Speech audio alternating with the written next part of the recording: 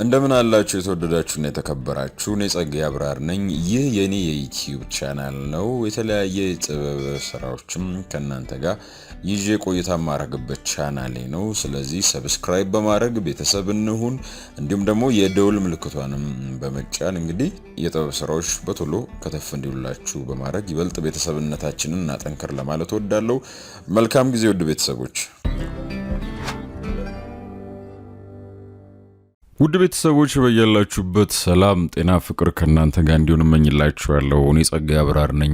ውድ ቤተሰቦች በአዲስ ከዚህ ቀደም የትም ባላነበባችሁት ባልሰማችሁት ወይም በተረካ መንፈስ ሆነ በማንኛውም መንገድ ባልታደማችሁት አዲስ ለናንተው ክብር ሲባል በተከተበ ስራ ነው ማገኛችሁ። ዛሬ አርስቱ እንግዲህ አግብተሽ ግደኝ ይሰኛል። ትንሽ ያዝ የሚያርግ ርዕስ ነው። ማን ነው ደራሲው ወይም ድርሰቱ የማን ነው ያላችሁ እንደሆነ ደግሞ ለበርካታ ዓመታት እንግዲህ በርካታ ጥዑም የሆኑ ድርሰቶቹን ሲያስኮመኩመን የከረመው የደራሲና ጸሐፊ ምን ወዶምና ከብረው ዘሪሁን ገመቹ ድርሰት ነው ማለት ነው። ዛሬ ክፍል አንድን ወይም ምዕራፍ አንድም ልትኑት ትችላላችሁ። ሰፋ አድርጌ የመጀመሪያውን ክፍል ነው ወደናንተ ማደርሰው እና የተቀሩትንም እንዲሁ ሰፋ ያሉ ክፍሎች አሉ። ግን ከናንተ የመጀመሪያ ክፍል እንደመሆኑ በሰፊው ሐሳብ አስተያየት እንዲሁም ደግሞ ይቀጥል አይቀጥል የሚለውንም ጭምር በደንብ ፊድባኩን ፈልጓለሁ ከናንተ ማለት ነው። ስለሆነም ፍላጎታችሁ ከሆነ ከወደዳችሁት በቀናት ልዩነት በዚህ ሳምንት ውስጥ እንግዲህ አከታትዬ ለቅቄላችሁ ጥሩ ማዘገሚያ እንደሚሆንም ባለሙሉ ተስፋ ነኝ። ስለሆነ አግብተሽ ግደኝ ከደራሲና ጸሐፊ ዘሪሁን ገመቹ ክፍል አንድ እነሆ ለናንተ ብያለሁ ውድ ቤተሰቦች።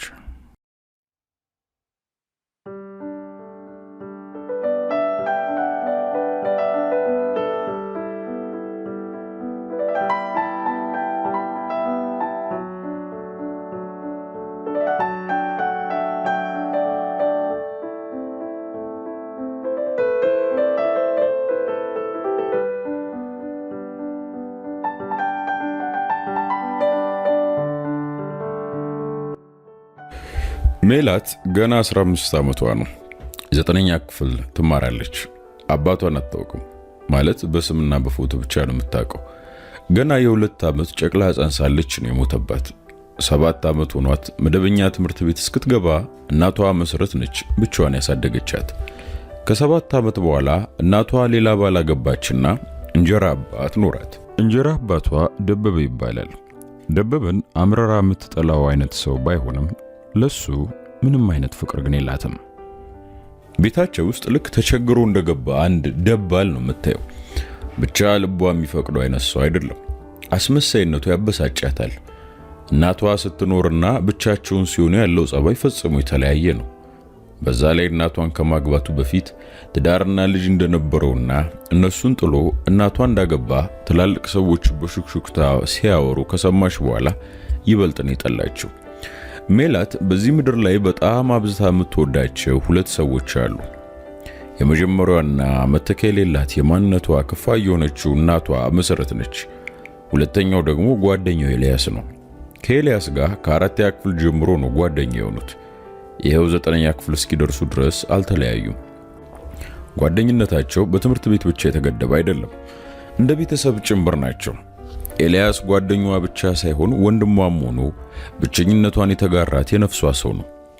4ኛ ክፍል ሆነው ከኤልያስ ጋር የተገናኙበትንና የተዋወቁበትን የመጀመሪያ ቀን መቼም አትረሳውም። ትምህርት ከጀመሩ ከ2ኛ ሳምንት በኋላ ነበር የመጀመሪያው የትምህርት ክፍለ ጊዜ ተደውሎ ሁሉም በክፍሉ ውስጥ ገብተው በየመቀመጫቸው ቁጭ ብለው አስተማሪ እስኪገባላቸው እየጠበቁ ነበር። ከዛም የሂሳብ መምህራቸው ገባና ማስተማር ጀመረ። ከ10 ደቂቃ በኋላ በድንገት ርዕሰ መምህሩ በሩን አንኳኳና መምህሩ ሳይፈቅድለት ወደ ውስጥ ዘልቆ ገባ። ከጎኑ የትምህርት ቤቱን ዩኒፎርም ያለበሰ አዲስ ልጅ ይታያል። የትምህርት ቤት ዘበኛ ያረጀ ግን የተጠገነ ዴስክ ተሸክሞ ከኋላ ተከትሏቸዋል። ተማሪዎች ጠቅላላ ትኩረታቸውን ወደ ክፍሉ ፊት ለፊት አደረጉ። የርዕሰ መምህሩ ጉብኝት ለሁሉም ያልተጠበቀ ነበር። ርዕሰ መምህሩ ተማሪዎቹ እንዲቀመጡ ምልክት ሲያሳያቸው አመስግነው ተቀመጡ። ከዚያም ዳይሬክተሩ ወደ ክፍል መምህሩ ዞሮ በዝቅተኛ ድምጽ እንዲህ አለው፣ መምህር ይሄ አዲሱ ተማሪያችን ነው። ለጊዜው እዚህ ክፍል ይማራል። የትምህርት አቀባበሉና ምግባሩ አጥጋቢ ከሆነ ወደሚቀጥለው ክፍል ልናሳልፈው እንችላለን፣ ካልሆነም ወደ ታችኛው ክፍል ይመለሳል የሚል ማብራሪያ ሰጠ። አዲሱ የተባለው ልጅ ከበሩ ጥግ ላይ ቆሞ ሁኔታውን በዝምታ እየተከታተለ ነው።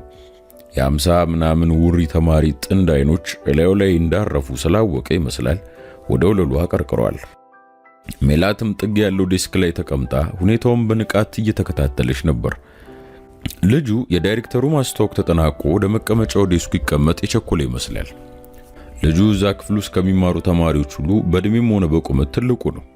14 ዓመት ያለፈው ልጅ ነበር። የዛን ወቅት የሜላት እድሜ 10 ነበር። የሌሎቹም እድሜ እዛው አካባቢ ነው። ጸጉሩ እንደ አርበኛ ያጎፈረና የተበጠረ ነው። ጥቁር አዝራሮች ያሉት አረንጓዴ ጃኬት ለብሷል። ከጉልበቱ የተወሰነ የተቀደደ ኦሞ ቀለም ጂንስ ሱሪም ለብሷል። እግሮቹ ሰማያዊ ካልሲ በጣም አርጅቶ ከነተበና በቅጡ ካልጸዳ ስኒከር ጫማ ጋር ለብሷል። ብቻ በአጠቃላይ ሁኔታው አይን ይሰባል። ዳይሬክተሩ ለዘበኛው በምልክት ሲነግረው የተሸከመውን ዴስክ ከፊት ለፊት አስቀመጠና ወጥቶ ሄደ። ዳይሬክተሩ ወደ አዲሱ ተማሪ ዞረና በልተቀመጥ ሲል አዘዘው። ልጁ ተማሪዎች ፊት መቆሙ እንደሰለቸው በሚያሳብቅ ሁኔታ ተንደርድሮ ሄዶ ተቀመጠ። ከኋላ ያሉ ልጆች አጉረመረሙ። ዳይሬክተሩ እነሱን ነገር ሳይላቸው ወደ መምሩ ዞሮ መምህር፣ ከዚህ በላይ ጊዜን አልወሰድብህ፣ መልካም የትምህርት ጊዜ አለው። መምሩ ከጭንቅላቱ በመጠኑ ጎንበስ አለና አመሰግናለሁ ሲል መለሰ። ዳይሬክተሩ ፊቱን አዙሮ በፍጥነት እርምጃ ክፍሉን ለቆ ወጣ። ተማሪዎቹ አሁንም ማጉረምረማቸውን ቀጥለዋል። ቲቸር አይታየንም እኮ ይከልለናል በማለት ስሞታቸውን አሰሙ። መምህሩ ወደ አዲሱ ልጅ አቅጣጫ የተወሰነ እርምጃ ተራመደና አዲሱ ልጅ ማን ነው ስምህ ሲል ጠየቀው። በዚህ ጊዜ ምክንያቱም ባታውቅም ሜላት የአዲሱ ልጅ ስም ለመስማት በጣም ጓጉታ ነበር። እሱም ኤልያስ እባላለሁ መምህር ሲል ጎርነን ባለ ድምጽ መለሰለት። ወዲያው ስሙ በአእምሮ አታተመ። ኤልያስ በውስጡ አደጋገመችው። መምህሩ እሺ ኤልያስ፣ እንኳን ወደ ክፍላችን በሰላም መጣ። አብዲ ተነስ አለ። አዲሱ ልጅ በተቀመጠበት አቅጣጫ ጥግ ላይ የነበረው ልጅ ተነስቶ ቆመ። አብዲ ምናልባትም ከክፍሉ በእድሜ ትንሹ ባይሆንም በቁመት ግን አጭሩ ልጅ ነበር። ለምን የመጨረሻው ወንበር ላይ መቀመጥ እንደሚመርጥ አስተማሪው ሁሌ ይገረም ነበር። አብዲ ለምን መጨረሻው ወንበር እንደሚቀመጥ ግን የክፍሉ ግማሽ ተማሪዎች ያውቃሉ። ከጎኑ የምትቀመጠው ሜላትም ብሎ ነው። እሷ ከክፍሉ በጣም ውብ ልጅ ነበረች። ይህን ራሷን በመስታወት በማየት ያረጋገጠችው ብቻ ሳይሆን ሁሉም እኩያ ጓደኛሞችም ሆኑ ከሷ የሚተላለቁ ደጋግሞ የመሰከሩላት ሀቅ ነበር። አብዲ ከሷ ጎን መቀመጡን በጣሙን ይወደው እንጂ እሷ እሱ ጎን መቀመጡ ምቾት አይሰጣትም። ወሬው ያሰለቻታል፣ መንቀሽቀዡ ያበሳጫታል። እናም መምህሩ ተነስ ሲለው በጣም ነበር ደስ ያላት። አብዲ ቦርሳን ይዘ ወደዚህ ና ሲል መምህሩ ትዕዛዙን ደገመለት። አብዲ እንዴ መምህር ምን አጠፋው? አይታየኝም፣ ከልሎኛል እኮ ነው ያልኩት። ደግሞ ሁሉም ነው እኮ እንደዚህ ያለው እንዴ ሲል መከራከር ጀመረ። መምህሩ በቁጣ አብዲ ሲል ተጣራ። አብይ መምህር፣ እስኪ አትለፍልፍ፣ ቦርሳን ይዘና። አብዲ ማጉረምረሙን ሳያቋርጥ እንደተባለው አደረገ። መጣና ከመምህሩ 2 እርምጃ ርቀት ላይ ሲደርስ ቆመ። ከክፍል ውጣ ወይም ተንበርከክ የሚል ትዕዛዝ ነበር የጠበቀው። መምህሩ ግን ወደ አዲሱ ልጅ ዞረ። ኤልያስ ሲል ተጣራ። አቤት መምህር። ቦርሳን ያዝና አብዲ ለቀቀው ቦታ ላይ ተቀመጥ። እንዴ መምህር እኔስ? አብዲ ጣልቃ ገብቶ ጠየቀ። ተማሪዎች ሳቃቸውን መቆጣጠር አልቻሉም። ሜላትም ሳትቀር በወቅቱ ሳቋ መጥቶባን ነበር። ኤልያስ በዝምታ የተባሉን አደረገ። መምህሩ ሁለተኛውን ትዕዛዝ አስተላለፈ። አብዲ ኤልያስ የለቀቀው ቦታ ላይ ተቀመጠ። መምህር ግን እኮ አብዲ ተቋሙን ለማሰማት ሞከረ። መምህሩ ሊሰማው አልፈቀደም። ተቀመጥ ወይም ክፍሉን ለቀልኝ ውጣ ነግሬያለሁ እንግዲህ ሲል በብስጭት ተናገረው። አብዲ ለምቦጩን ጥሎ እንደተባለው ሄደና ከፊት ለፊት ተቀመጠ።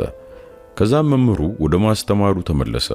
ሜላት በወቅቱ ከጎኗ መቀመጡ ደስ የሚል ስሜት እንዲሰማት አድርጓት እንደነበር ታስታውሳለች። ለምን እንደሆነ ግን አታውቅም።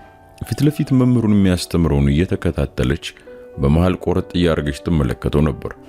ልክ እንደ ስብከት ሁሉም ተማሪ በትኩረት መምህሩ የሚያስተምረውን እያደመጠ ነበር። ኤልያስ ግን ትኩረቱን ሰብስቦ ትምህርቱን ለመከታተል እንዳልቻለ ታዝባለች። በጥልቅ ፍራቻና ጥርጣሬ ውስጥ እንዳለ ገባት። ምን እያሰበ ይሆን ስትል ራሷን ጠየቀች።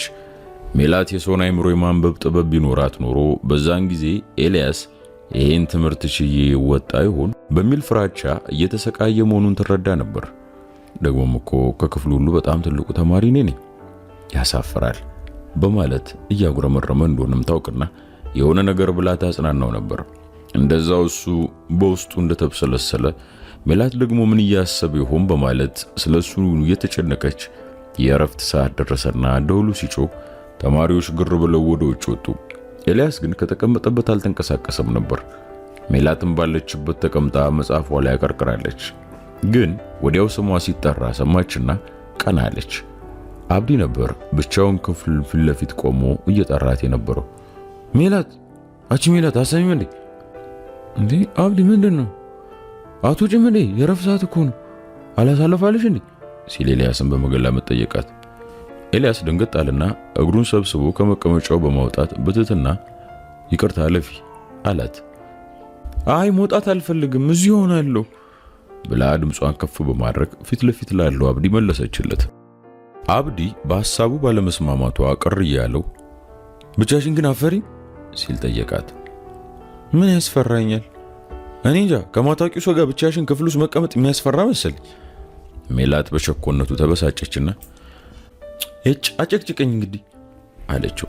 አብዲ ግን ተይዋ የራስሽ ጉዳይ ብሎ እየተመናቀረ ወጥቶ ሄደ። ኤልያስም እንደማትወጣ ሲያረጋግጥ ተስተካክሎ ተቀመጠ።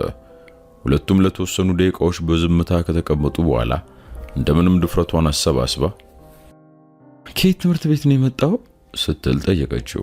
እንደመባነም ብሎ ምን አልሽኝ አላት። ከየት ትምህርት ቤት ነው የመጣው ብላ ጥያቄዋን ደገመችለት። ከጊዮርጊስ ትምህርት ቤት። ጊዮርጊስ የሚባል ትምህርት ቤት አለ እንዴ? ክፍለ ሀገር ነው? አይ እዚሁ አዲስ አበባ። አላውቀውም። ያመለጠን ከኔ ደብተር እየወሰድክ ማታ ማታ ቤተ መጻፍ ትችላለሽ ከፈለክ። በደግነቷ ተደሞ እሺ አመሰግናለሁ አላት። ችግር የለውም በነገራችን ላይ ስሜ ሜላት ይባላል ስትል አከለችበት። የነገረችው ስሟን እንዳይጠፋበት በውስጡ እየደጋገመ እሺ አላት። እንዴ እሺ ነው የሚባለው? ታዲያ ምንድነው የሚባለው? ሰው ካንተ ለመታወቅ ስሙን ሲነግር አንተም እኮ ራስን ትነግረዋለህ። እኔም አውቀው እንደዛ ነው። የኔንማ ቅድም መምህሩ ሲጠይቀኝ ሰምተሻል። እሺ እንል እንግዲህ ለመጀመሪያ ጊዜ ከኤልያስ ጋር በእንዲህ አይነት ሁኔታ ነበር የተዋወቁት። የዛን ዕለት መልኩንም ሆነ አለባበሱን መቼም አዘነጋውም። ትናንት የሆነ ያህል የተለዋወጧቸው ቃላቶች ሁሉ ቃል በቃል ታስታውሳቸዋለች። ከዛም ትምህርት ቤቱን አላመደችው። ቆይቶም ከሷ ጋር ብቻ ሳይሆን ከጠቅላላ የክፍል ልጆች ጋርም እየተላመደ መጣ። መጀመሪያ በትልቅነቱ ሲሳለቁበት የነበሩ ተማሪዎች ሁሉ ያከብሩት ጀመር። በትምህርትም በጣም ጎበዝ መሆኑን ለማስመስከር ከአንድ ወር በላይ አልወሰደበትም ነበር። ኤልያስ ለሜላት ልቡን ከፍቶ ሚስጥሩን ነግራት የጀመረው ከሁለት ወራት ቆይታ በኋላ ነበር። ትዝ ይላታል እንደተለመደው በረፍት ሰዓት አብረው ከክፍል ወጥተው ፊት ለፊት በግቢው ሳር ሜዳ ላይ ቁጭ ብሎ እየተጫወቱ ነበር። ኤልያስ የት ትምህርት ቤት ነበር ተማርክ ያልከኝ ስትል ጠየቀችው። ጥያቄው ድንገተኛ ነው አፏ ላይ መጣላት። ጊዮርጊስ ሲል ባጭሩ መለሰላት። በጣም ምርጥ ትምህርት ቤት ነበር ማለት ነው? ለዛ ነው ከሁላችንም የበለጠ ጎበዝ ሆንከው? በግምቷ ተገረመ። እውነቱን ልንገርሽ ለማንም አትናገሪ እንዴ? ኧረ አልናገርም። ጓደኛሞች አይደለን እንዴ? በጓደኛሞች መካከል ዋናው ነገር ታማኝነት ነው ትላለች እናቴ። ስለዚህ የነገርከኝ ለማንም አልናገርም ቃል ገባችለት። ጊዮርጊስ ቤተክርስቲያን ነው። መዋዕለ ሕፃናትና ኬጂ ብቻ ነው የሚያስተምረው እና እዛ ተምሬያለሁ። ፊደል ለየሁትና ቁጥር መቁጠር የቻልኩት እዛ ነው። ከዛ አባ ማርቆስ ጋር ድቁና ተምሬ ዲያቆን ሆኛለሁ። ሜላት በገረሜታ ስታዳምጠው ከቆየች በኋላ በቃ አለችው። አዎ አንደኛ ሁለተኛ ክፍል እያልክ ሳትማር ነው አራተኛ ክፍል የገባው? አዎ ሲል አረጋገጠላት። በወቅቱ በጣም ነበር በመልሱ የተገረመችው። እንደማሰብ አለችና ታዲያ እንዴት ጎበዝ ተማሪ ሆንክ ስትል እንደጠየቀችው ትዝ ይላታል። ኤልያስም እኔም በጣም ገርሞኛል። ግን ማንበብና መጻፍ ከቻልኩ በኋላ ዝም ብዬ የአንደኛ ክፍልንም የአራተኛውንም የስድስተኛ ክፍልንም መጽሐፍ ዝም ብዬ ማንበብ ልምድ ነበረኝ። እንደዛም አድርገው መደበኛ ትምህርት በሚማሩ ሰዎች በጣም ስለምቀና ነው ይመስለኛል ያ ነው የጠቀመኝ ብሎ ነበር የመለሰላት። በጣም ነው የሚገርመው። ቆይ ትምህርት ቤቱ እንዴት ተቀበለ? አላውቅም። ቤታችን ከጊዮርጊስ ቤተክርስቲያን ጎን ነው። እዛ ቤተክርስቲያን እየኖሩ የሚያገለግሉ መርጌታ ማርቆስ የሚባሉ ካህን አሉ። ከልጅነት ጀምሮ ያውቁኛል። ሕፃኑኝም እናቴ ስራ ስትሄድ እሳቸው ጋር ጥላኝ ነበር የምትሄደው። እንደ አባቴ ናቸው። እዛ መዋለ ሕፃናት እንድገባና እንድማር ያደረጉኝ እሳቸው ናቸው። ከዛም ከሌሎች ልጆች ጋር ቀላቅለው ድቁና አስተማሩኝ። በእሳቸው ባይሆን ማንበብና መጻፍ የማልችል ደንቆሮኜ ነበር የምቀረው። እናቴ ለትምህርት ምንም ግድ የላትም። ለትምህርት ብቻም ሳይሆን ለኔም ግድ የላትም። እድሜ ሲደርስ እናቴ መደበኛ ትምህርት ቤት ልታስገባኝ ፈቃደኛ አልሆነችም። ለዛ ነው ሳልማር የቀሩት ሲል አብራራላት። በወቅቱ በነገራት ታሪክ በጣም ነበር ያሳዘናት። ይበልጥ ለማወቅ አሁን ታዲያ እንዴት ፈቀደችልህ ስትል ጠየቀችው። አሁን እናቴ አብራኝ የለችም፣ አግብታ ክፍለ ሀገር ሄዳለች። ታዲያ እንዴት ትኖራለህ? ከማን ጋር? ቤታችን ነው። ቤቴ ቀበሌ ነው። ምግብ እስኪ ታመጣለህ? ያለ እናት መኖር ይቻላል? ከትምህርት ስመለስ ሰፈር ሊስትሮ ጠርጋለሁ። መርጌታ ማርቆስም አንዳንዴ ሲኖራቸው ያበሉኛል። ደግሞ ያለ እናት እንዴት ትኖራለህ ላልሽው፣ እናቴም ኖራ ያን ያህል አትወደኝም ነበር እኮ። አባቴን ስለማትወደው እኔንም ልክ እንደ አባቴ ነው የምታይ። ሁሌ እንደረገመችኝና እንደኮረኮመችኝ ነው ባክሽ። አሁን እንደውም ጥላኝ ከሄደሽ በኋላ ሰላም አገኘው። ውይ እኔ ግን እናቴ ጥላኝ የሆነ ቦታ ብትሄድ በህይወት መኖር የምችል አይመስለኝም። በጣም ነው የምትናፍቀኝ። መናፈቅ ማንም ተናፍቀኛለች እኮ፣ ግን ኖራ ከምታሰቃይኝ ጥላኝ ሄዳ ብትናፍቀኝ ይሻለኛል ባክሽ የሚል መልስ ነበር የሰጣት። ቆይ አልገባኝ። ይህን ችግርን ነግረህ ነው ትምህርት ቤቱ የተቀበለ? አይ መርጌታ ናቸው ዳይሬክተሩን ያሳመኑልኝ። ምን እንዳሉት አላውቅም። ከዳይሬክተሩ ጋር ይገባባሉ። አንድ ጊዜ የዳይሬክተሩ ልጅ አሟት ልትሞት ከደረሰች በኋላ እሳቸው መድኃኒት ሰጥቷት እንደዳነች ነግረውኛል። ለዛ መሰለኝ ዳይሬክተሩ መርጌታን እሺ ብሎ የተቀበለኝ። ግን እስከ 4ኛ ክፍል እንዳልተማርኩ ለማንም እንዳልናገር አስጠንቅቆኛል። እኔ ላይ ችግር ታመጣለን ያለኝ ብሎ አብራራላት። አታስብሽ፣ ለማንም አልናገር ቃል ገባችለት በድጋሚ። የረፍት ሰዓት አልቆ ሲደወል ወሬያቸውን አቁመው ወደ ክፍል ተመለሱ። የነገራትን ውስብስብ ችግር ግን ከአእምሮዋ ማውጣት አልቻለችም ነበር። በጣም አደነቀችው፣ በጣም ወደደችው፣ በጣም አሳዘናት። ወዲያው በዛኑ ቀን ነበር ከትምህርት ቤት እንደገባች እየተንሰቀሰቀች ታሪኩን ለእናቷ የነገረቻት። በወቅቱ እናቷም በታሪኩ በሷ እኩል ስሜቷ ተነክቶ ነበር።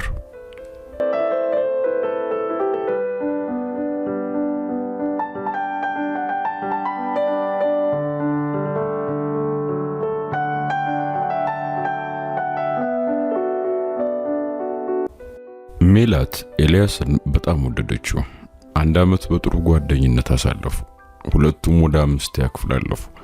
እስከ 4ኛ ክፍል በክፍሉ ወደ መጨረሻው አካባቢ ደረጃ ይዛ ታልፍ የነበረችው ሜላትም ከኤልያስ ጋር ጓደኛ ከሆነች በኋላ በክፍሉ ውስጥ ካሉት 58 ተማሪዎች መካከል 9ኛ ደረጃን ይዛ ወደ 5ኛ ክፍል አለፈች።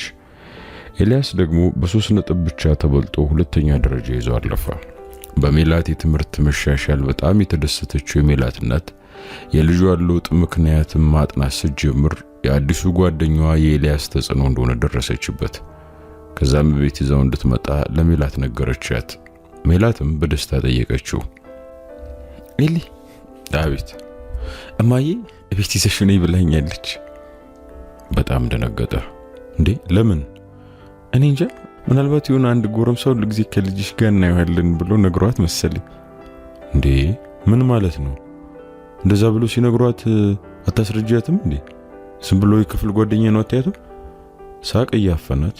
እንዴ አንተ ዝም ብሎ የክፍል ጓደኛ ብቻ ነህ እንዴ? እንዴት እናቴን ወሻታለሁ? ታዲያ ምንድነው? እኔ እንጃ፣ ዝም ብሎ ጓደኛ ብቻ ግን አይደለም።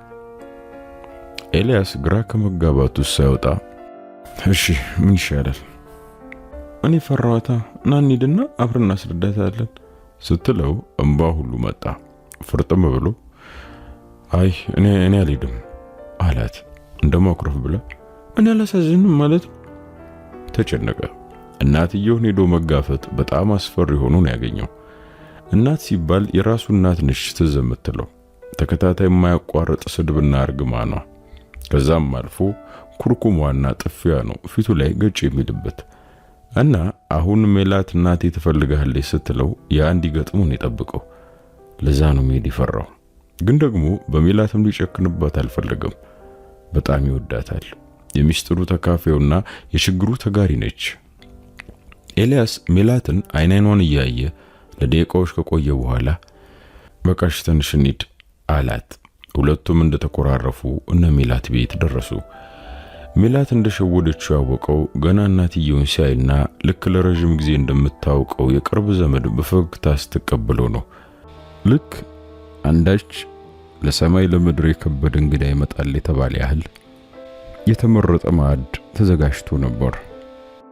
ከመስተንግዶ በኋላ የሜላት እናት ፊት ለፊት ቁጭ ብላ ያልጠበቀውን ነገር ተነግረው ጀመር። ለልጄ ጓደኛዋም ወንድሟም ስለሆንኳት አመሰግናለሁ። ካንተ ጋር ጓደኛ ከሆነች በኋላ እንደምፈልጋት አይነት ጎበዝ ልጅ ሆናልኛለች። ስላንተ ሁኔታ ሁሉንም ነገር ነግራኛለች። ልጄ ምንም አታስብ፣ ከዛሬ ጀምሮ ላንተም እናት ነኝ። ምንም ነገር ስትፈልግ ጠይቀኝ። ደግሞ በተመቸ ጊዜ እዚህ እየመጣ አብራችሁ ማጥናት ትችላላችሁ አለችውና በፍቅር አቅፋ ሸኘችው። ኤልያስ ቤት ከገባ በኋላ ስቅስቅ ብሎ አለቀሰ። በሐዘን ሳይሆን በደስታ ነው ያለቀሰው። ከመርጌታ ማርቆስ ውጪ በሕይወቱ ማንም እንደዛ አይነት ተስፋ ስቶት አያውቅም። ከዛም በኋላ ኤልያስ ሙያው እነ ሜላት ቤት ሆነ። ከዛም አልፎ በሳምንት 2 ቀን ወይም 3 ቀን እዛው ያድራል። ለሜላት የሚደረገው ሁሉ ለሱም ይደረግለታል። ልብስም ሲገዛ አብሮ ይገዛለታል። በመጣ ቁጥር ያለ መሳቀቅ ይበላል፣ ይጠጣል። ለትምህርት ቤት የሚያስፈልገውን ነገር ሁሉ ከሜላት እኩል ይሟላለታል። በዚህ ምክንያት ትምህርቱ ላይ ከበፊቱ እጅግ የተሻለ ሆነ። 6ኛ ክፍልም ደረሱ። ኤልያስ ትምህርት ቤት ውስጥ ካሉት የ6ኛ ክፍል በጠቅላላ ተማሪዎች ተወዳዳሪ ዕጣ 6ኛ ክፍል ሚኒስትሪ ተፈትነው ውጤት ሲመጣ እሱ 99.3% አምጥቶ ሲያልፍ ሜላት በ88 አማካይ ውጤት ወደ 7ኛ ክፍል አለፈች።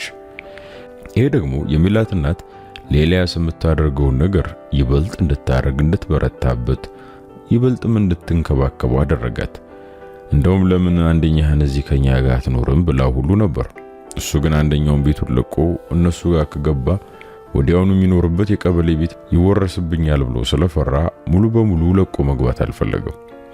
በሁለተኛ ደረጃ ደግሞ አንድ ቀን እናቴ ባሏን ጥላ ከኔ ጋር ለመኖር ትመጣ ይሆናል የሚል ለማንም አውጥቶ የማይናገረው ውስጣዊ ምኞት ስለነበረው ሐሳቡን መቀበል አልፈለገም። የሜላት እናት ኤልያስን 7ኛ ክፍል ከገባ በኋላ ግማሽ ቀን የሚሰራ የነበረውን የሊስትሮ ስራ አሰዎቹ አንተ በዚህ እድሜ መማር ብቻ ነው ያለብህ፣ እኔ የሚያስፈልግን ነገር ሁሉ እኮ አሟላልሃለሁ፣ ሊስትሮ መስራት አያስፈልግም አለችና አስተዎቹ አንድም ቀን ቸግሮት አያውቅም። የሚያስፈልገውን ነገር ቀድማ ነው የምታደርግለት። በእንደዚህ አይነት ሁኔታ 9ኛ ክፍል ደረሱ። በዚህ ሁሉ ጊዜ የኤልያስ ወላጅ እናቱም መታ የጠየቀችው 2 ጊዜ ብቻ ነበር። በ3 ዓመት ውስጥ 2 ጊዜ ብቻ። እሱንም ሌላ ጉዳይ ኖሯት እግረ መንገዷን አዲስ አበባ ስትመጣ ነበር በዛው ያየችው። የመጀመሪያው ጊዜ 2 ቀን፣ ሁለተኛ የመጣች ጊዜ ደግሞ 1 ሳምንት ተቀምጣ ሄደች። ክረምት ሆኖ ትምህርት ቤት ሲዘጋ ምን አለ እናቴና ጠይቀኝ ብትለኝ እያለ ይጓጓ ነበር። ምክንያቱም እስከ ክፋቷ ተናፍቀዋለች። እሷ ግን ግድ አልነበራትም። እሱም ዓመታት በተቆጠሩ ቁጥር ይበልጥ ከናቱ ፍቅር እየተነጠለና ከናፍቆቷ እየራቀ ሜላትና እናቷን ይበልጥ እየለመደና ከነሱ እየተዋሃደ ሄደ። እርግጥ እነ ሜላት ጋር ሲሄድ ሁሉ ነገር አልጋ ባልጋ አይደለም። የሜላት የእንጀራ አባት አቶ ደበበ የሱን እዛ ቤት መመላለስ እንደማይወድ ያውቃል። ዘወትር ምክንያት ፈጥሮ እንዳጣጣለውና እንዳመነጫጨቀው ነው።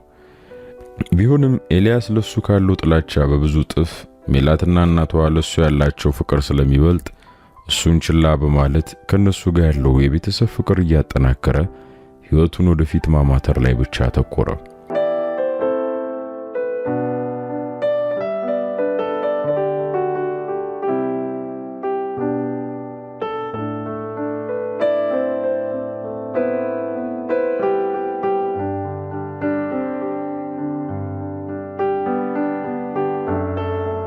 ኡርጂ የ24 ዓመት አፍለ ወጣት ነው። ቸኮሌት መሳይ የሰውነት ቀለም ከሚንከባለል ጎላጎላ ካሉ አይኖች ጋር አሉት። ከሁሉም በላይ በሚጠቀለል ደማቅ ጥቁር ሉጫ ጸጉሩ ከርቀት ይለያል። የናጠጠ ሀብታም ልጅ ሲሆን ቅምጥልጥል ያለ የህይወት ዘይቤ ያለው ወጣት ነው። ኡርጂ እናትና አባቱ በልጅነቱ ነው መግባባት ሳይችሉ ቀርተው ትዳራቸውን ያፈረሱትና የየራሳቸውን ህይወት መኖር የጀመሩት። ቢሆንም እሱን በተመለከተ ሁለቱም ኃላፊነታቸውን ከመወጣት ችላ ብለው ያውቁም። እሱ የሚኖረው ከእናቱ ጋር ሲሆን አባቱ ደግሞ ሌላ ሚስት አግብቶ በራሱ ቤት ይኖራል። አባትየው የሚያስተዳድረው በአስመጪና ላኪ ላይ የተሰማራ ግዙፍ ካምፓኒ ሲኖራቸው እዛው 60% ድርሻ አባቱ፣ 30% ድርሻ እናቱ ሲሆን ቀሪ 10% ድርሻ እሱ ነው። ኡርጂ ከአዲስ አበባ ዩኒቨርሲቲ 6 ኪሎ ካምፓስ በፍልስፍና ከተመረቀ ገና 1 ዓመት ከ2 ወሩ ነው። ኡርጂ ሰቃይ ከሚባሉ ቀለም የተማሪዎች መካከል አንዱ ነው። የሱ ፍላጎት እዛ ዩኒቨርሲቲ ቀርቶ ማስተማርና ደራሲ መሆን ነበር። አባቱ ግን በፍጹም የሱን ሐሳብ የሚቀበል ሰው አልነበረም። የአባትየው ፍላጎት በካምፓኒ ውስጥ ለተወሰነ ዓመት የሱ ምክትል ስራ አስኪያጅ ሆኖ እንዲሰራና ከዛም ቀስ በቀስ እሱን ተክቶ ካምፓኒውን እንዲመራ ነው። የቢዝነስ ሰው እንዲሆን ነው ፍላጎቱ። በዚህ የተነሳ ከፍተኛ የህይወት አታይ ልዩነት በመካከላቸው አለ። ይህ ፍላጎት ፍትጊያቸው ደግሞ በተደጋጋሚ ሁለቱን ለጥልና ለግጭት እየዳረጋቸው ነው። ለምሳሌ አባትየው ልጁ ፍልስፍና እንደተማረ እንኳን ያወቀው በምርቃቱ ቀን በኢኮኖሚክስ የተመረቀ ልጅ ላስመረቅ ብሎ የቅፍ አበባ ይዞ አዳራሽ ውስጥ በተቀመጠበት ጊዜ ነበር። ከፍልስፍና ትምህርት ክፍል 3.9 በማምጣት የዋንጫ ተሸላሚ ሆኖ የተመረቀው ኡርጂ ነገዎ ተብሎ ሲጠራ ሰማይ ምድሩ ነበር ይዞረበት። በዛን ጊዜ ነበር የገዛ አንድና ብቸኛ ልጁ 4 ዓመት ሙሉ ኢኮኖሚክስ ነው መማረው እያለ ሲያታለው እንደነበር የገባው። በወቅቱ አጠገቡ ወደ ተቀመጠች ቀርሞ ባለቤቱ ዞረና ንዴት በሰባበረው ሻካራ ድምጽ ይህን ታውቂ ነበር እንዴ አንቺ ብሎ ጠየቃት። ምኑን ነው ማቀው ስትል እንደተኮሳተረች መለሰችለት። ፍልስፍና እንደተማረ ነው። የጠየቃት ጥያቄ ስትጠብቀውና ስትፈራው የነበረ ጥያቄ ቢሆንም ምን ብላ መመለስ እንዳለባት ግን አታውቅም ነበር። ዝም አለችው። ወይኔ ነገ እንደ ሕፃን ልጅ ያታለላችሁኝ አይደል ብሎ ከተቀመጠበት ተነሳና የታቀፈውን አበባ እዛው ወንበር ላይ አስቀምጦት አዳራሹን ለቆ ወጣ። የዩኒቨርሲቲ የምረቃ ፕሮግራም ላይ ብቻ ሳይሆን እቤት እናትየው ያዘጋጀችው እሱም በግል በሬ ገዝቶ ከማሳረድ በተጨማሪ ብዙ ብር ባወጣበት ዝግጅት ላይም አልተገኘም ነበር። ኡርጂ የምርቃቱ ግርግር ካለፈ በኋላ ከእናቱ ጋር ጉዳዩን አነሱና ተነጋገሩበት። ልጄ ከአባት ጋር ያለውን ችግር መፍታት አለብህ አለችው። እንዴማ የሆነውን አይተሽልኝ ለእኔም እኮ አይፈልግም ልጄ። እኛም ጥሩ ነገር እኮ አልሰራንም። 4 ዓመት ሙሉ ደብቀነዋል። እሱ ልጅ ኢኮኖሚክስ ተምሮ እኔን ይተካኛል ብሎ ለዘመዱም ለጠላቱም እያወራ ሲኩራራ ኖሮ ዛሬ አይ እኔ ፍልስፍናን የተማርኩት መሆን የምፈልገው ደግሞ አስተማሪና ደራሲ ነው ስትለው በጣም ቢናደድና ቢያኮርፍ አትፍረድበት። ማንም በሱ ቦታ የሆነ ሰው በሱ ልክ መናደዱ አይቀርም። እኔ እኮ እሱን ማስከፋት አልፈልግም፣ ግን አባዬን ታውቂዋለሽ፣ እኔ ያልኩት ካልሆነ ሞቼ ይገኛሉ የሚል አይነት ሰው ነው። እኔም ልክ እንደሱ ራሴን የቻልኩ ሙሉ ሰው ነኝ። የራሴ ፍላጎትና የህይወት ጥሪ አለኝ። የማልፈልገውን ትምህርት ተምሬ በማልፈልገው የሥራ መስክ በመሰማራት ህይወቴን ደረቅና ትርጉም ቢስ ማድረግ አልፈልግም። እስማማ ያለው እሱን እነዛ ፍላጎቶችና ህይወት ልታሳካ የምትፈልጋቸው የራሴ የሆነ ጥሪዎች እንዳሉ አውቃለሁ። ግን ደግሞ አባትም ላንተ ወሳኙ ሰው ነው፣ ማንነት ነው፣ ከነ ችግሩ በጣም አስፈላጊ ሰው ነው። አየህ፣ ስለዚህ ልጅ አስብ። አባትን አተ የህይወት ጥሪን ተከትለ ውጤታማ ብትሆን እንኳን ደስተኛ አትሆንም። እመነኝ። የአባትን ምክር ሰምተ ደግሞ በህይወት ማድረግና መከተል የምትፈልገውን ህልምን እርግፍ አድርገህ ብትተውም እንደዛው ደስታ የራቀ ህይወት አልባ ሰው ነው የምትሆኑ። ማድረግ ያለብህ ሁለቱም ሚዛን ጠብቀህ እንዴት ማስኬድ ይችላል የሚለውን ትኩረት ሰጥቶ ማሰብ ነው። በህይወት ፍጹም ትክክል ወይም ፍጹም ስህተት የሚባል ነገር የለም። ትክክለኛ ስኬታማ የሚባሉ ሰዎች በህይወት ሚዛናቸውን ጠብቀው መኖር የሚችሉ ናቸው። እና ምን እናድርግ ያልሽ ነው? አባትን አናግረው። እንደውም ዛሬ እሑድ ስለሆነ እቤት ነው የሚሆነው። ሄደህ ብታናገረው እርግጠኛ ነኝ እስካሁን ተረጋግቶ ስለሚሆን ታሳምነዋል። ምን ብዬ ነው ማሳምነው? ደራሲ መሆን ትፈልጋለህ፣ ዩኒቨርሲቲ ማስተማር ትፈልጋለህ፣ ከሁለቱ የትኛውን ነው በጣም የምትፈልገው? እማዬ ይሄ ምን ጥያቄ አለው? ደራሲነቱን ነው። ዩኒቨርሲቲ ማስተማር የፈለኩት እኮ ለማስተማር የተለየ ፍቅር ኖሮኝ ሳይሆን የዩኒቨርሲቲ ኢንቫይሮንመንት ለማንበብና በተረጋጋ መንፈስ ሆኖ ትኩረት አድርጎ ለመጻፍ የተሻለ የሚመች ቦታ ስለሆነ ነው። ጥሩ። አባት ደግሞ ኢኮኖሚክስ እንድትማር ነበር የሚፈልገው እና ካምፓኒ ውስጥ እንድትሰራ ይፈልጋል። አዎ ትክክል ነሽ። ስለዚህ ማድረግ ያለብህ የዩኒቨርሲቲ የማስተማር ፍላጎትን ተወና አባትህ ካምፓኒ ውስጥ የመስራቱን ሐሳብ ተቀበል። ከዛ እዛ እየሰራ ደራሲ የመሆን ህልምን እንዳትኖር የሚያግድ ምን አለ? ግን እኮ እኔ ማስተማር ነው የምፈልገው። ውስብስብ የሆነ የቢዝነስ ዓለም ውስጥ መግባት አልፈልግም። የቢዝነሱ ዓለም የደራሲ ነፍስ ላለው ሰው የሚሆን አይደለም እማዬ። ልጄ ይኸው ህይወት ማለት የተወሰነ የምትፈልገው ነገር የምትለቅበት፣ የተወሰነ ደግሞ የማትፈልገውን እየሰራ የምታሳልፍበት ጅረት ነች እኮ። ጥቂት ትስቃለህ፣ ጥቂት ደግሞ ማልቀስ አለብህ። አባትን ከምታጣውና ማስተማሩ ከሚቀርብህ የትኛው ይሻላል? የትኛው ይሻላል? እስኪ ምርጫ አንተ ነው። ይቅርታ ልትጠይቀው ስትሄድ የሆነ ነገር ይዘህ ፊቱ ካልቀረብክ እንዴት ልታሳምነው ትችላለህ? እንዴማ እኔ እኮ ፍልስፍና የተማርኩት እኔ ነኝ እንኳን እንጂ። ለማንኛውም አመሰግናለሁ። ለምን ነው የምታመሰግነው? በቃ ከልጅነቴ ጀምሮ ሐሳቤን ስለምትረጂ ያሻሽን ፍላጎትና ምኞትሽን እኔ ላይ ለመጫን ስለማትሞክሪ የፈለግኩትን እንድማርና እንደምፈልገው አይነት ሰው እንደሆን ከለላ ሆነሽ እዚህ ስላደረሽኝ ቴንክ ዩ። ትልጅ ልታስለቅሰኝ ነው እንዴ? በላው ልብስን ቀይርና አባትህ ጋር ሄደህ እንዳልኩ አድርግ። እሺ እንዳልሽኝ አደርጋለሁ፣ ግን ዛሬ አይደለም፣ ነገ ስራ ቦታ ቤት ይሻላል። ለምን? ለቤት ብትሄድ ምን ችግር አለው? በአክሽ ያቺ ሚስት ውስጥ ተንጠባረር ማየት ራሱ ያሳምመኛል። በከፊል መኮሳተር፣ በከፊል ደግሞ ፈገግ ለማለት እየሞከረች አንተ አባቴ ሚስት እኮ ነች እንዴ ስራ ተያዝ አለችው። ኧረ ወደዛ እንዴ! ምን ነው ሸዋ? በልተነስ ልብስህን ቀይርና እቤት ሂድ። ነገ ስብሰባ ሊኖረው ይችላል፣ ሌላም ቦታ ቀጠሮ ኖሮት ላይገባ ይችላል። ዛሬ ግን ተረጋግቶ ቤት የሚውልበት ቀን ስለሆነ ትክክለኛው ጊዜ ነው ብላ በግድ አስነስታ ልብስ ቀይሮ እንዲሄድ አደረገችው። በዚህ አይነት ሁኔታ ኡርጂ ከአባቱ ጋር ተነጋገረና ይቅርታውን ካገኘ በኋላ ካምፓኒ ውስጥ የአንድ ዲፓርትመንት ኃላፊ በመሆን መስራት ጀመረ። ይኸው 1 ዓመት ከ2 ወራት ሆነው። ኡርጂ አሁን ስራውን ከጀመረ 1 ዓመት ከ2 ወር ቢያልፈውም ስለ ስራው ይበልጥ እያወቀ በመጣ ቁጥር የበለጠ እየጠላውና የበለጠ ብስጩ እየሆነ ነው የመጣው። ብስጩነቱ ደግሞ ቀጥታ ከስራው ወደ መጠጥ ቤት እንደሄድና የድርሰት ስራውን ዩኒቨርሲቲ ያለ ከጥናት ሰዓቱ እየቀነሰ የሚጽፈውን ያህል እንኳን መጻፍ አለመቻሉ ስራው ምን ያህል አእምሮ የሚበታተን የመሆኑ ማስረጃ ነው። ይህ ደግሞ በብስጭት ላይ ብስጭት እንዲደራረብበት አድርጎታል። ነገሮች በዛ ቢያበቁ ጥሩ ነበር። ነገር ግን ከአዲስ አበባ በፊት አባቱ ቢሮ አስጠርቶት ነበር። ስለ ስራ ሪፖርት ሊጠይቀው ወይም የሆነ ባለ ጉዳዮች እንዲያነጋግር አሳይመንት ሊሰጠው መስሎት ነበር። ሰላምታ ሰጠውና ተቀመጠ። አባይ ፈልገኝ ነው? ተላላኪው አባት ይፈልጋል ብላይ ነው የመጣሁት። አዎ ፈልጌ ነው። ምን ነው በሰላም? አዎ በሰላም ነው። ስራ እንዴት ነው ብሎ አልጠበቀውን ጥያቄ ጠየቀው።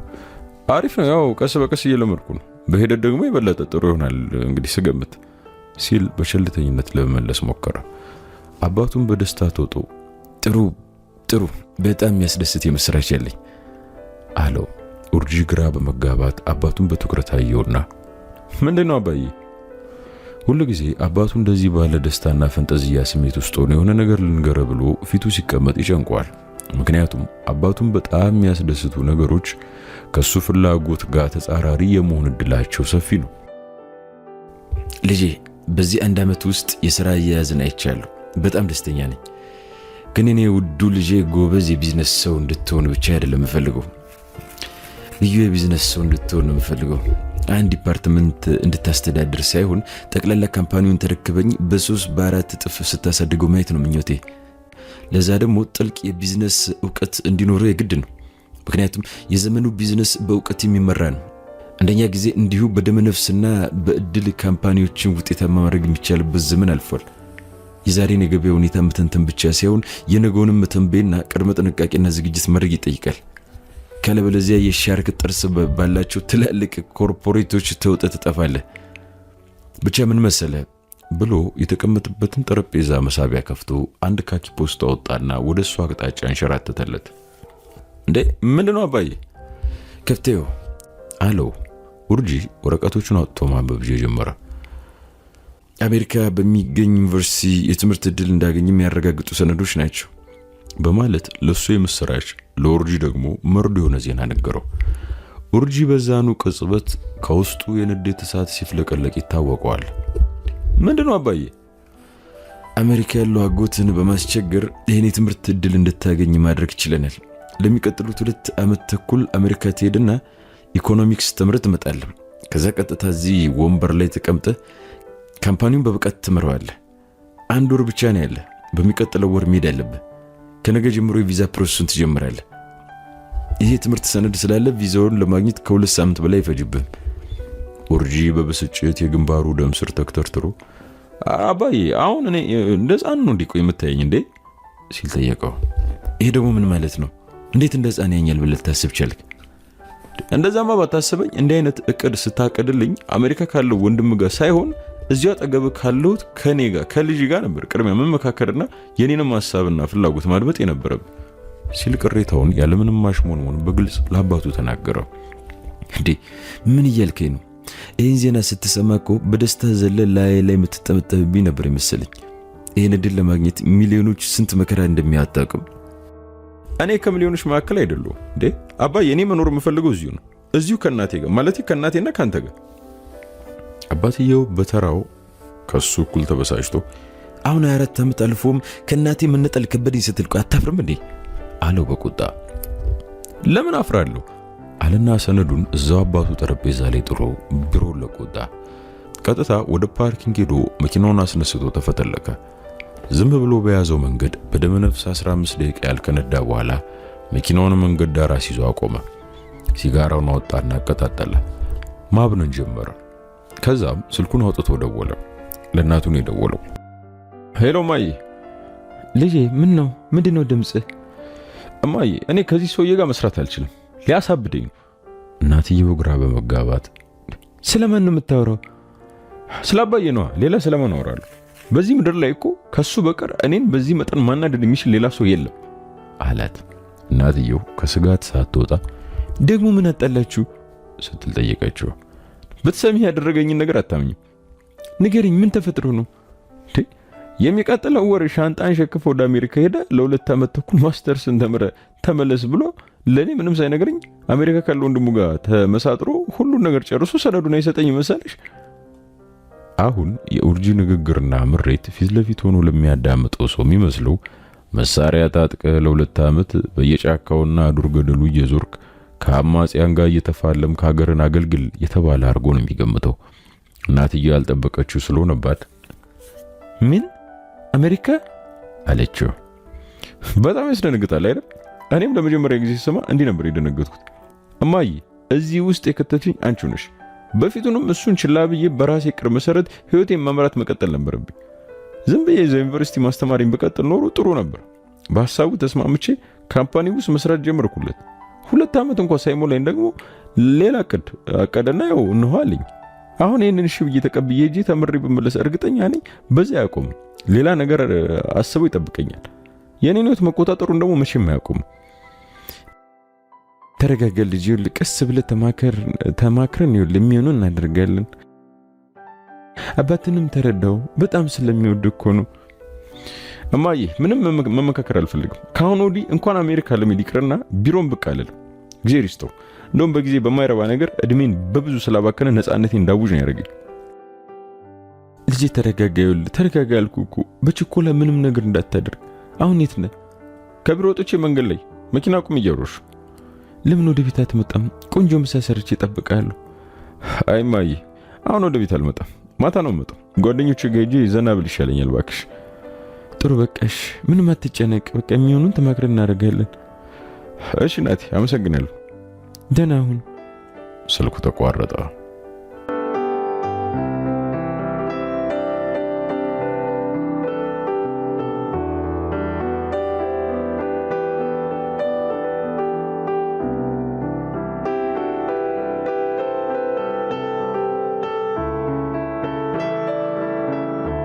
ኡርጂ ከሞባይሉ ላይ ሰዓቱን አየ።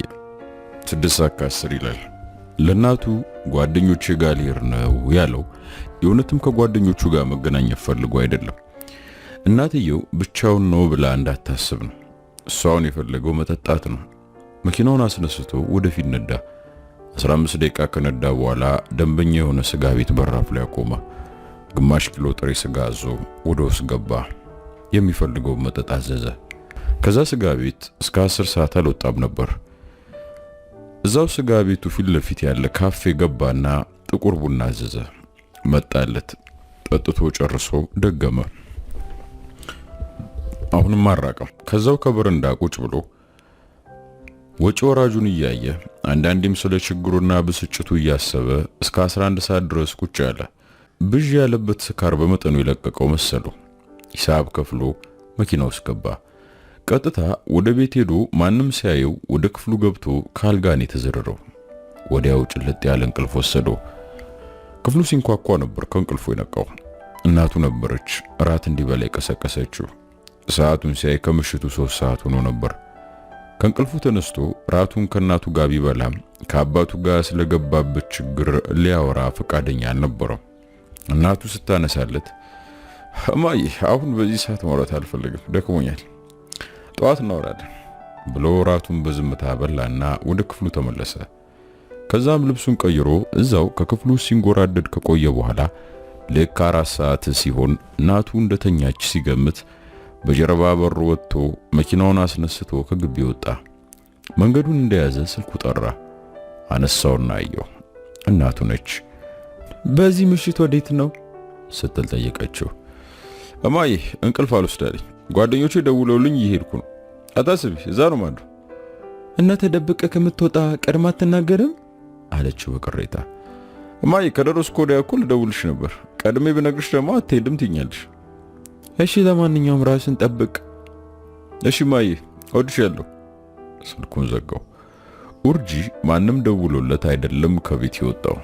እሱ ካለው ባህሪ ሲበሳጭና ንዴት ላይ ሲሆን ከሚያውቀው ሰው ጋር ወይም ከጓደኞቹ ጋር መዝናናት አይፈልግም። ብቻውን ለመጠጣት አልፎ አልፎ ጎራ የሚልበት ጭፈራ ቢገባ ባለጌ ወንበር ላይ ተቀምጦ ባለጌ የሚያደርገውን መጠጥ አዞ መጠጣት ጀመረ። ኡርጂ ከ5 በላይ ጭፈራ ቤቶች እየቀያየረ ሲጠጣና ሲጨፍር አምሽቶ 10 ሰዓት ሲሆን ስለተዳከመ ወደ ቤት ለመሄድ መኪና ውስጥ ገባ። አንድ ብርጭቆ አልኮል እንኳ ከጠጣ መኪና እንዳይነዳ እናቱ ቢያንስ ለአንድ ሺኛ ጊዜ እንደመከረችው አስታወሰና ፈገግ አለ። አሁን የማንንም ሰው ምክር የሚተገብርበት ሁኔታ ላይ አይደለም። መኪና ውስጥ ገብቶ ከ5 ደቂቃ በላይ መንዳት አልቻለም። እንደምንም ብሎ ከመንገዱ ወጥቶ መኪናውን አቆመ። እናም መሪውን ተደግፎ ትንሽ ደቂቃ ለማሳለፍ ሞከረ።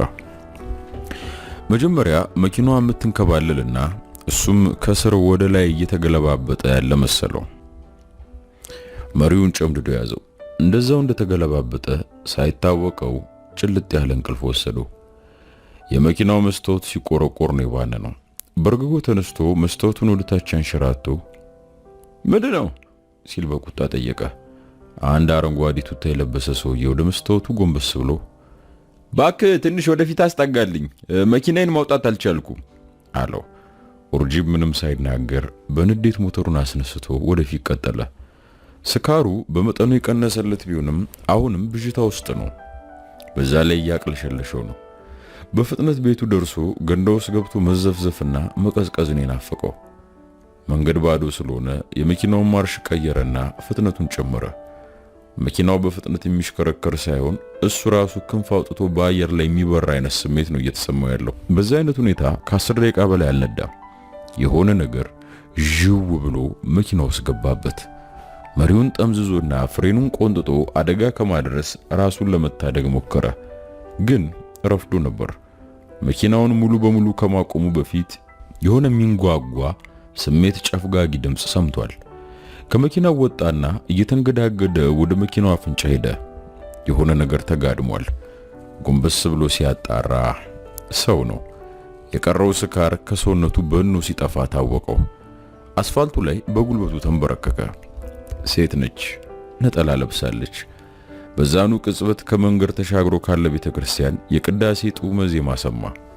ወደ ቤተክርስቲያን ለመሄድ መንገድ እየተሻገረች ያለች ምስኪን እናት እንደሆነች ገባው። በመቀመጫው አስፋልቱ ላይ ተዘረፈጠ። ከሴትዮዋ ጭንቅላት ቡልቅ እያለ የሚፈሰው ደም ሲንኳለል ተመለከተ። ጎንበስ አለና ትንፋሿን አደመጠ። የለችም፣ ሞታለች። ከጀርባ በኩል በርከት ያሉ ሰዎች ሲመጡ ተመለከተ። ከተቀመጠበት ተነሳና ጭንቅላቱን ይዞ ወደፊት ሮጠ። መኪና እንዳለው ራሱ ትዝ አላለውም።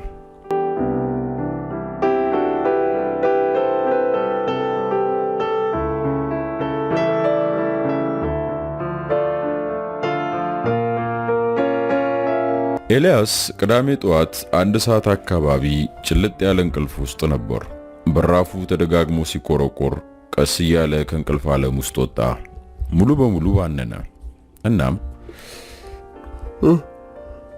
ማን ነው ሲል ጠየቀ። ልጄ እኔ ነኝ፣ ስልክ ይፈልግሃል አሉት። የመርጌታ ማርቆስ ድምፅ መሆኑን ወዲያውን የለየው። በፍጥነት መኝታውን ለቆ ወደ በራፉ ሄደና ከፈተላቸው። ሲያያቸው ደነገጠ። ፊታቸው ጭልም ብሏል። ለመልካም ነገር እንዳልፈለጉት ወዲያው ነው ያወቀው። ምንድነው መርጌታ? እናቴ ምን ሆነች? እናት ሰላም ነች፣ እንካና አግራት፣ ጓደኛ ነች አሉትና በእጃቸው የያዙትን ሞባይል ወደሱ ዘረጉለት። ስልኩን የያዘው እጃቸው ሲንቀጠቀጥ ተመለከተ። የሱም ልብ በፍርሃት ረዳ መንቀጥቀጥ ጀመረች። ሄሎ ሜላት አለና ተቀበላቸው። ወደ ጆሮ አስጠጋና ሄሎ ሜላት አለ በተቆራረጠ ለቅሶ የታጀበ ድምፅ። ኤሊ ቶሎና ስትል ተማጸነችው። ምንድነው? ምን ሆነሻል? እማዬ መኪና ገጭቷታል፣ ቶሎና። ስልኩ ተቋረጠ። ኤልያስ በቆመበት ድንዝዝ አለ። ህልም ላይ ያለ መሰለው። መርጌታ ማርቆስ ልጄ አብሬ እንዴት ትፈልጋለህ ሲሉት ነው ከድንዛዜ ባን ነው። አይ መርጌታ ብቻዬን ነው የምሄደው አለና ወደ ቤት ተመልሶ በደመነፍስ ጫማውን አጠለቀና ጃኬቱን ይዞ ቤቱን ለቆ ሮጠ። በራፉን እንኳ መዝጋት እንዳለበት ረስቶ ነበር። እነ ሜላት ቤት ሲደርስ የተወሰኑ ሰዎች ግቢ ውስጥ ተሰብስበው ይንሾካሾካሉ። ተንደርድሮ አለፋቸውና ወደ ቤት ገባ። ከሰራተኛው ውጪ ማንም አልነበረም። እሷም በድንጋጤ ደንዝዛ በዝምታ እያነባች ነው። ምንድነው የተፈጠረው? ሜላትስ ሲል ጠየቃት። ምኒልክ ሆስፒታል ሄዳለች። እትዬ እንኳ ብላ መንሰቅሰቋን ቀጠለች። ምንም ሊሰማት አልፈለገም። ፊቱን አዞርና ግቢውን ለቆ ወጣ። ቀጥታ ኮንትራት ታክሲ ይዞ ምኒልክ ሆስፒታል በረረ። ሲደርስ ያልጠበቀው ነገር ነው የገጠመው። የሚወዳት ሴት የጓደኛው የሜላት እናት ሕክምና ክፍል ገብታ ቀዶ ጥገና እየተደረገላት የሚደርስ መስሎን ነበር። ግን ያቺ መልካም ሴት እስትንፋሷ ተቋርጦ ከሬሳ ክፍል እስክትለቅ የምትጠብቅ እንደሆነ ነው ያወቀው። ተንደርድሮ ሄዶ ሜላት ላይ ተጠመጠመባት። ተያይዘው ሆስፒታሉ ላይ እየተንከባለሉ ተላቀሱ። የሜላት ዓለም ብቻ ሳይሆን የሱም ጭምር ነበር የተመሰቃቀለው። ከናቱ በላይ እናት ሆናው ነበር። በሷ ላይ እምነት ነበረው። እማዬ እኮ ጥላኝ ሄደች፣ አሁን እንዴት ነው የምሆነው ስትል ጠየቀችው በሐዘን ጨቄታ።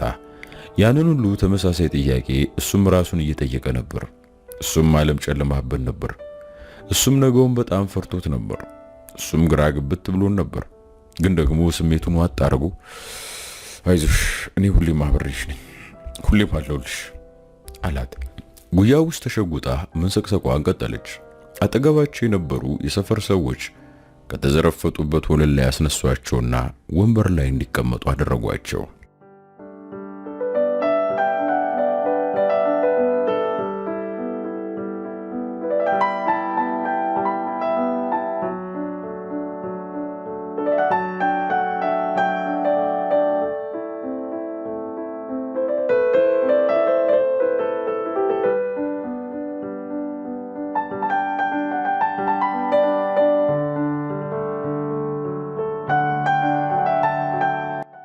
ኡርጂ ሰው ከገጨበት ቦታ ቤት እስኪደርስ ስንት ኪሎ ሜትር እንደሮጠ ምን ያህል ደቂቃ ወይም ሰዓት እንደፈጀበት አያውቅም። አሁን ግን ሲያደርግ የነበረው በደም ነፍስ ነበር። መንገድ ላይ ራሱን በሌላ መኪና ባለመገጨቱ የሚገርም ነው። የውጭውን መጥሪያ ደጋግሞ ሲያንጣረው ዘበኛው ከፈተለት። ገፍትሮት ወደ ውስጥ ገባ። ዘበኛው በመገረም አየው። ሳሎን ደርሶ በራፉን በርግዶ ገባ። ወደ እናቱ መኝታ ቤት በራፉን ቆረቆረ። እማዬ እማዬ ሲል ተጣራ። እናቱ በድንጋጤ ስትከፍትለት እሷንም ገፍትሮ ወደ ውስጥ ከገባ በኋላ ዞሮ ክንዷን በመያዝ ወደ ውስጥ ስቦ አስገባትና በራፉን ቀረቀረው። ከዛም ወደ ኮርነሩ ሄዶ ኩርምት ብሎ ተቀመጠ። እናትየው በድንጋጤ ደርቃ ቀረች። ምን ሆነ ነው ልጄ? ደግሞ ልብስ ላይ ያለው ምንድን ነው አንተ? ስትል ጠየቀች። ማይ አበቃልኝ፣ በቃ ልጅሽ ጉድ ሆንኩልሽ።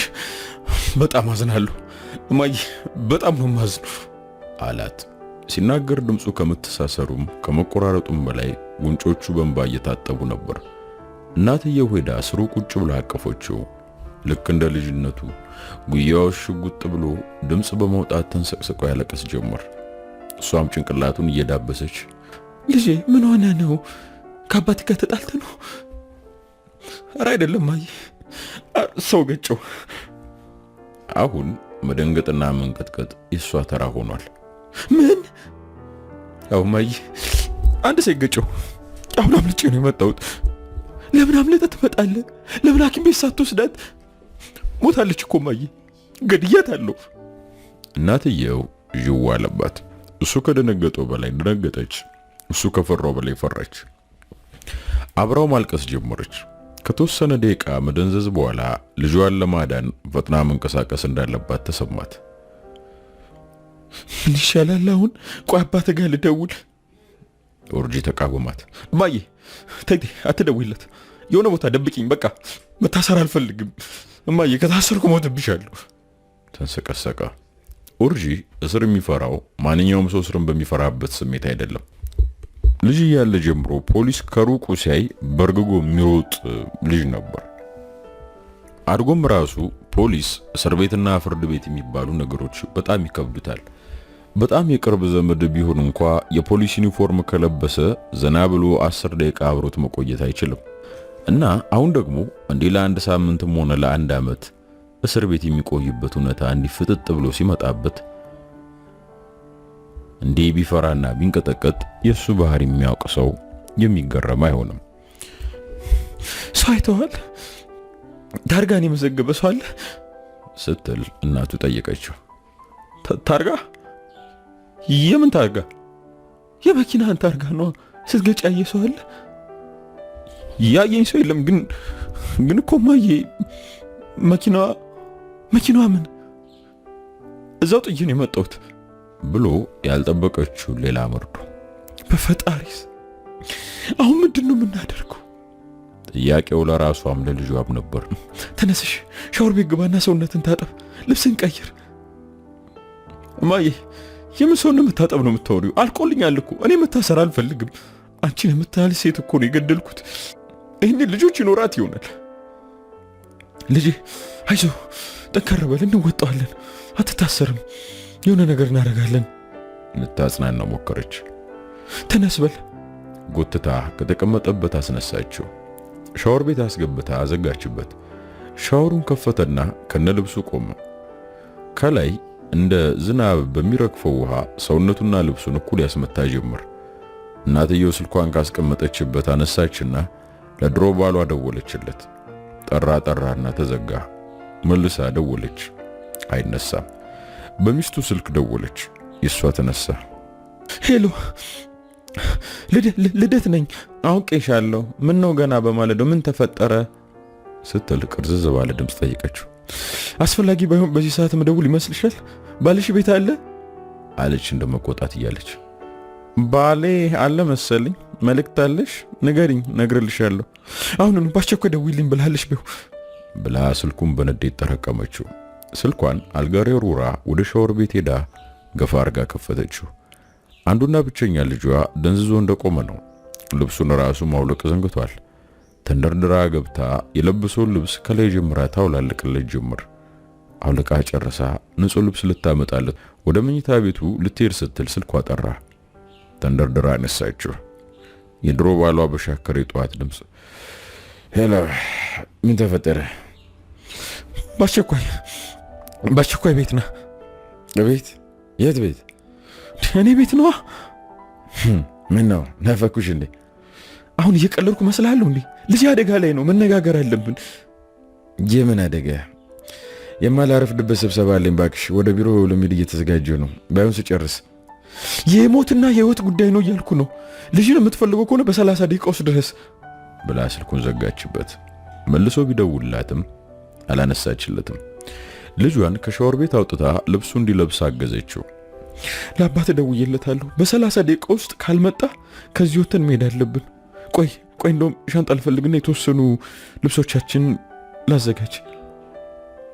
ቲማይ የት ነው የምንሄደው ሲል ጠየቃት። ምነካ ልጄ፣ መኪናዋ ያንተ መሆኗን እኮ 6 ሰዓት ሳይሆን ይደርሱበታል። የስር ማዘዣ ይዘው መች እንደሚመጡ አናውቅም። አሁን እኔን ከተማ ጥለን መውጣት አለብን እኮ። የት? ክፍለ ሀገር ዘመዶቼ ጋር እዛ ይዤ እሄዳለሁ። አድርሼ እመለሳለሁ። የነገሮችን አካሄድ አይተን የሚደረገውን ሁሉ አድርገን እንደማትታሰር እርግጠኛ ስንሆን ትመጣለህ። እማዬ፣ ሰው ገድዬ እንዴት ነው ግን መኖር የምችለው? ልጄ፣ ይህ ህይወት ነው። አውቀ አስበና አቅረህ አይደለም የገደልከው፣ አደጋ ነው። እማዬ፣ ሌሊቱን ሙሉ ስጠጣ ነበር፣ ሰክሬ ነበር። በዛ ላይ መኪና መንዳት አልነበረብኝ። ይህ አደጋ አይደለም፣ ግድያ ነው። ግድያታለሁ።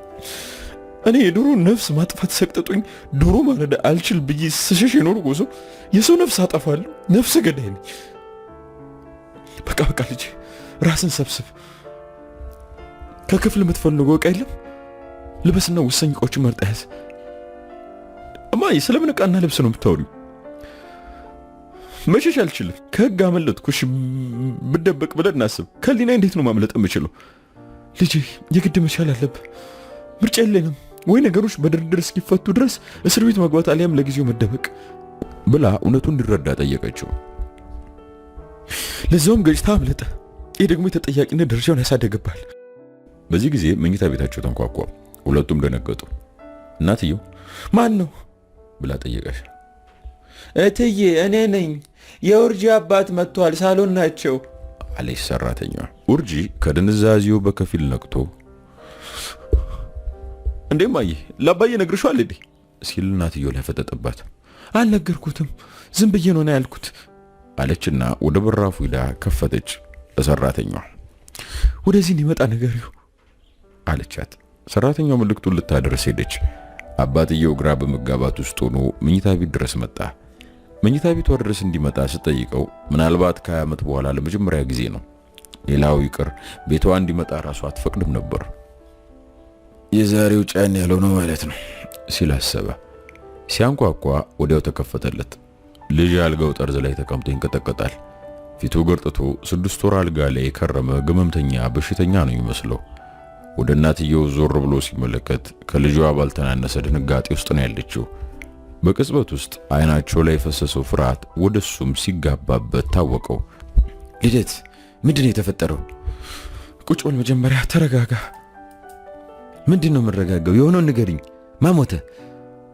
ኡርጂ በመኪና ሰው ገጨ ብላ እውነቱን አፍርጣ ነገረችው።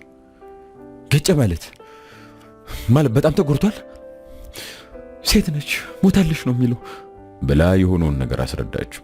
ከጠበቀው በጣም የገዘፈ ችግር ነው የጠበቁት። ኡርጂ ለሱ ብቸኛ ልጁ ነው። እሱን እንቅፋት እንኳን እንዲነኩ አይፈልግም። ከሱ ውጪ ሌላ ልጅ የለው።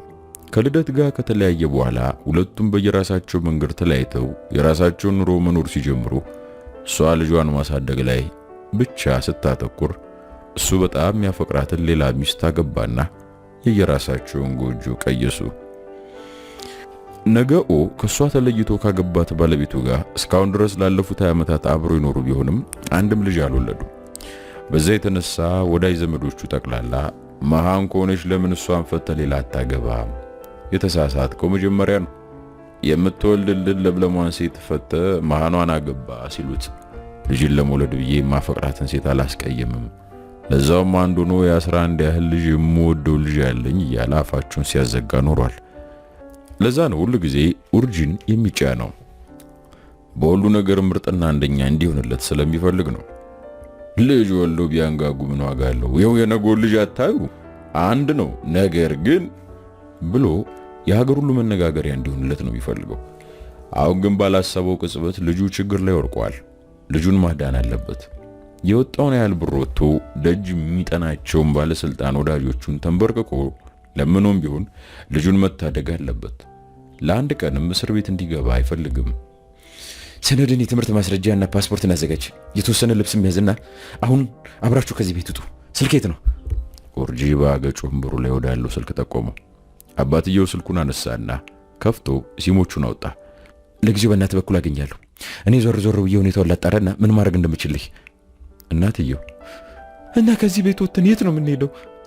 አላውቅም። አንድ ሆቴል ያዙና በአንቺ ስልክ እስክደውልላችሁ ጠብቁኝ። ደግሞ አንቺ መኪና ትጠቀሚ፣ ታክሲ ብትጠቀም ይሻላል። እያቆራረጣችሁ በሁለት ወይም በሶስት ታክሲ ሂዱ ብሎ መልስ አይጠብቅ መኝታ ክፍሉንም ቤቱንም ለቆ ወጣ። የኦርጂ አባት አቶ ነገ ከዛ በኋላ መርማሪዎችና ትራፊክ ፖሊሶች አግኝቶ ነገሩን እንዲያዘገዩት በብርም ከነሱ በላይ ባሉ በባለስልጣንም እየተጫነ አቆየለት። ከአንድ ሳምንት በኋላ ኦርጂ ቀጥታ በቦሌ በኩል የኢትዮጵያ አየር መንገድ አውሮፕላን ተሳፍሮ ውቅያኖስ ተሻገረ።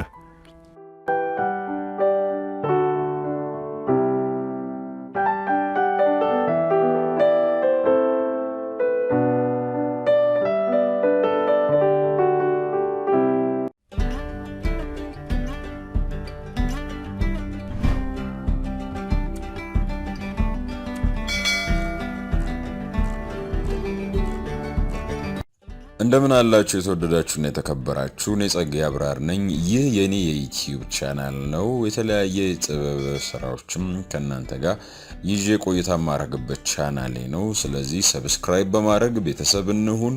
እንዲሁም ደግሞ የደውል ምልክቷንም በመጫን እንግዲህ የጥበብ ስራዎች በቶሎ ከተፍ እንዲሉላችሁ በማድረግ ይበልጥ ቤተሰብነታችንን እናጠንክር ለማለት እወዳለሁ። መልካም ጊዜ ውድ ቤተሰቦች።